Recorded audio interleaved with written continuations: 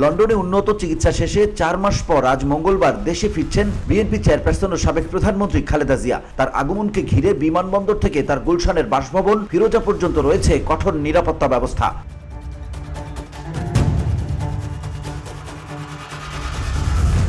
মঙ্গলবার সকাল থেকে বিমানবন্দর সড়কে বিভিন্ন পয়েন্টে নিরাপত্তা বাহিনীর অতিরিক্ত উপস্থিতি লক্ষ্য করা যায়। এদিন বিমানবন্দর এলাকায় নেতাকর্মীদের গাড়ি তল্লাশি করতে দেখা যায়। এদিকে র্যাবের পাশাপাশি মাঠে আছে সেনাবাহিনীও, এছাড়া রয়েছে পুলিশের চেকপোস্ট।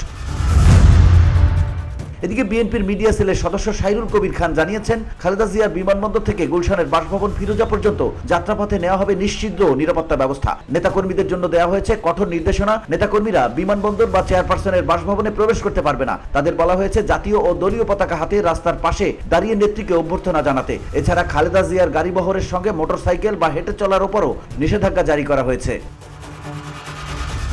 অন্যদিকে খালেদা জিয়া ও জুবাইদা রহমানকে স্বাগত জানাতে দলীয় নির্দেশনা অনুযায়ী ঢাকা মহানগর উত্তর বিএনপি নেতাকর্মীরা বিমানবন্দর থেকে লা মেরিডিয়ান হোটেল পর্যন্ত অবস্থান করবেন। এছাড়া ছাত্রদল লা মেরিডিয়ান হোটেল থেকে খিলক্ষেত, যুবদল খিলক্ষেত থেকে হোটেল রেডিসন, রেডিসন থেকে আর্মি স্টেডিয়াম, স্বেচ্ছাসেবক দল আর্মি স্টেডিয়াম থেকে বনানী কবরস্থান, কৃষক দল বনানী কবরস্থান থেকে কাকুলি মোড়, শ্রমিক দল কাকুলি মোড় থেকে বনানী শেরাটন হোটেল, ওলামা দল, তাঁতি দল, জাসাস ও মৎস্যজীবী দল বনানী শেরাটন হোটেল থেকে বনানী কাঁচাবাজার, মুক্তিযোদ্ধা দল ও সব পেশাজীবী সংগঠন বনানী কাঁচাবাজার থেকে গুলশান 2, মহিলা দল গুলশান 2 গোলচত্বর থেকে গুলশান অ্যাভিনিউ রোড অবস্থান করবেন।